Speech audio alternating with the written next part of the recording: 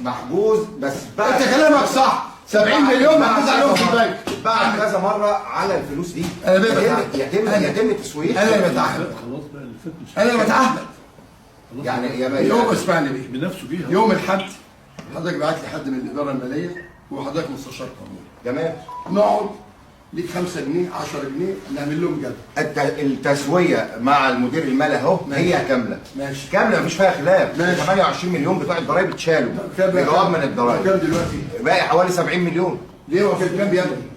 69 مليون ونص. منين كل دول منين؟ بالمسابقه اللي هو جاي سابق عليها. فالمدير المالي هو واضح. اعمل لي يا ابني جدول. يلا. مش الإدارة معمولة. نعم. اعمل جدول دلوقتي. لا الفلوس موجوده. اعمل لي جدول. المبلغ ده موجود. بعيد عن جدول. بعيد بص يا مرتضى بيه، بعيد عن العصبيه وبعيد عن اي حاجه، الموضوع يتحل. هو الاستاذ وليد مع مجلس الاداره هو بيتكلم عشان القرار اللي موجود. لو هيتحول الفلوس ديت يوم الاحد من الشركه الراعيه ماشي. هكتب لك جواب دلوقتي. مجلس الاداره